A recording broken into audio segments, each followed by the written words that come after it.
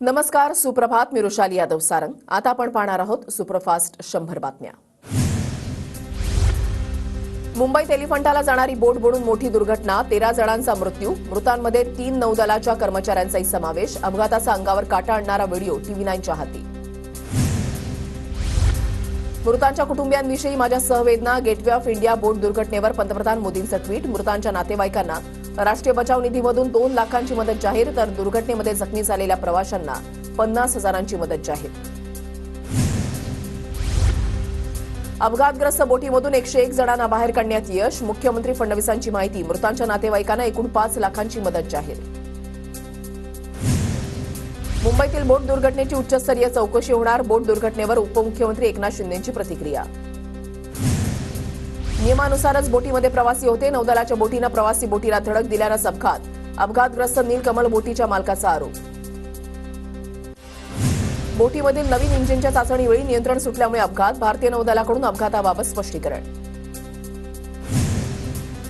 बोट दुर्घटनेच्या पार्श्वभूमीवर नौदल, कोस्टगार्डच्या बोटींसह स्थानिक मच्छीमार बोटींचीही रेस्क्यू ऑपरेशनसाठी मदत. 4 हेलिकॉप्टरच्या मदतीने राबवलं सर्च ऑपरेशन. बोट अपघातामध्ये एकाच कुटुंबातील 3घांचा मृत्यू. नाशिकवरून मुंबईला एलिफंटाला फिरण्यासाठी आलेल्या अहिरे कुटुंबावर काळाचा घाला. आजकाल आंबेडकरांचं नाव घेणं फॅशन झाली आहे. एवढं नाव देवाचं घेतलं असतं तर स्वर्गामध्ये जागा मिळेल.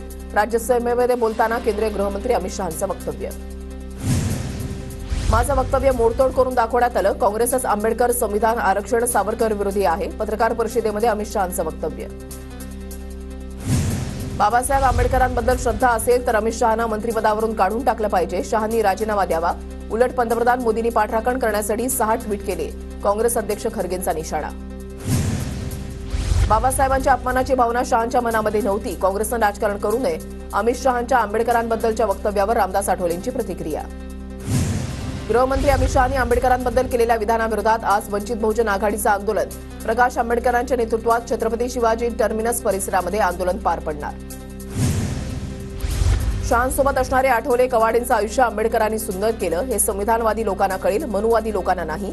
अमित शहांनी केलेल्या वक्तव्यावर सुषमा अंधारेंची प्रतिक्रिया. अमित शहांनी अत्यंत उर्मटपणे देशाचं संविधान लिहिलेल्या महामानवाचा उल्लेख केला. भाजपचा बुरका फाटला. अशा मनोवृत्तीमुळेच आंबेडकरांना धर्मपरिवर्तन करावं लागलं. उद्धव ठाकरेंचा अमित शहांवर हल्लाबोल. भाजप अमित शहांवर कारवाई करणार का? मोदींनी शहांवर कारवाई करावी, नाहीतर सत्ता सोडावी. भाजप संपेल पण आंबेडकरांचं नाव संपणार नाही. उद्धव ठाकरेंचा शहांसह मोदी आणि भाजपवर हल्लाबोल. शहांना मनुवाद, मनुस्मृती देशामध्ये आणायची आहे. नाना पटोलेंचा अमित शहांवर निशाणा. शहा असं बोलले असतील तर त्यांनी दिलगिरी व्यक्त करावी. शहांच्या वक्तव्यावर अमोल मिटकरींची प्रतिक्रिया. तर अमित शहांच्या मनामध्ये आंबेडकरांबद्दल आदर आहे. सदाभाऊ खोत यांचं विधान. शहांनी डॉक्टर बाबासाहेब आंबेडकरांबद्दल केलेल्या वक्तव्याचा निषेध. आरपीआयच्या सचिन खरात यांच्याकडून अमित शहांच्या वक्तव्याचा विरोध. राज्यसभेमध्ये अमित शहांच्या विधानावरून काँग्रेस आक्रमक. काँग्रेस खासदारांचं संसदेबाहेर आंदोलन. तर लोकसभा, राज्यसभेमध्ये विरोधकांकडून जय भीमच्या घोषणा. अमित शहांच्या आंबेडकरांवरील वक्तव्यावरून विरोधक आक्रमक. उपसभापती नीलम गोरेंनी विरोधकांना अमित शहांच्या वक्तव्यावर बोलण्यास परवानगी नाकारली. चुकीच्या नियमानं विरोधकांकडून जनतेची दिशाभूल, नीलम गोरेंचा आरोप. तर उपसभापतींची वेगळीच भूमिका दिसली म्हणून मवियाचा सभात्याग. दानवेंची प्रतिक्रिया. लोकसभेमधल्या अमित शहांचं वक्तव्य नवीन नाही. त्यांची जुनीच मानसिकता बाहेर पडलेली दिसतीये. भाजपच्या जन्मापूर्वी जनसंघ आणि आरएसएसची पण हीच भूमिका राहिलीय. प्रकाश आंबेडकरांचा निशाणा. अमित शहांकडून बाबासाहेबांचा अपमान झालाय. शहांनी माफी मागावी, आदित्य ठाकरेंची मागणी. तर आंबेडकर म्हणणं फॅशन नाही. संविधान आलं नसतं तर मनुस्मृती आली असती. आव्हाडांची टीका. संविधान बदलणार म्हणून लोकसभेला तुमच्या विरोधात लोकांनी भूमिका घेतली. तरुणांमध्ये धार्मिक वाद निर्माण करण्याचा प्रयत्न झाला. विधान परिषदेमधून शशिकांत शिंदेंचा महायुतीवर निशाणा. डॉक्टर बाबासाहेब आंबेडकरांच्या अपमानाप्रकरणी महाविकास आघाडी आक्रमक. मविया आज सकाळी नागपूरच्या संविधान चौकामध्ये आंदोलन करणार. शहांच्या विधानानंतर ठाण्यामध्ये शरद पवार गटाचं आंदोलन. अमित शहांच्या विरोधात जोरदार घोषणाबाजी. मोदींनी शहांचा राजीनामा घ्यावा, कार्यकर्त्यांची मागणी. सत्ताधाऱ्यांच्या 293च्या प्रस्तावावर 86 आमदारांच्या सह्या. 86 पैकी 17 आमदार अधिवेशनाला आले नाहीत. अधिवेशनाला न आलेल्या आमदारांच्या प्रस्तावावर सह्या कशा? भास्कर जाधव यांचा सवाल. विधानसभा अध्यक्षांनी याचं उत्तर द्यावं, जाधव यांची मागणी. मशिदीमध्ये घुसून मारेन, लाऊडस्पीकर बंद करेन असं बोललं जातं. धर्मगुरूंच्या विरोधात विधानं करणाऱ्यांवर कारवाई व्हावी. अबू आझमी यांचा अप्रत्यक्षपणे नितेश राणेंवर निशाणा. कार्यकर्ता मेळाव्यामध्ये भुजबळांकडून कोणताच निर्णय नाही. देश आणि राज्यामध्ये दौरा करणार, चर्चा करून निर्णय घेणार. निवडणुका संपलेल्या नाही. स्थानिक स्वराज्य संस्थांच्या निवडणुकांआधीच भुजबळांचा महायुतीला इशारा. पक्षामधला निर्णय पक्षाध्यक्षाचा, दुसऱ्याला दोष देऊन काय फायदा. छगन भुजबळांचा थेट अजित पवारांकडे रोख, तर छगन भुजबळांनी भाजपमध्ये प्रवेश करावा. नाशिकमधल्या मेळाव्यात ओबीसी नेत्यांचा आग्रह. अजितदादांनी 2 दिवसांपासून तब्येत ठीक नाही.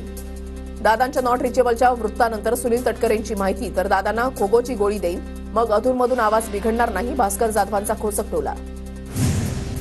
मुख्यमंत्री देवेंद्र फडणवीसांनी शेवटच्या क्षणापर्यंत मंत्रिमंडळातील माझ्या समावेशासाठी प्रयत्न केला. प्रफुल्ल पटेल, सुनील तटकरेंनीही प्रयत्न केला, पण हे कुणी केलं हा प्रश्न. शेवटी निर्णय हा पक्ष नेतृत्वाचा असतो. छगन भुजबळांचं वक्तव्य. संपूर्ण राज्यामध्ये जाणार, राज्यामध्ये ओबीसींची एल्गार पुकारणार. आता रस्त्यावरची लढाई लढणार. छगन भुजबळांकडून भूमिका स्पष्ट.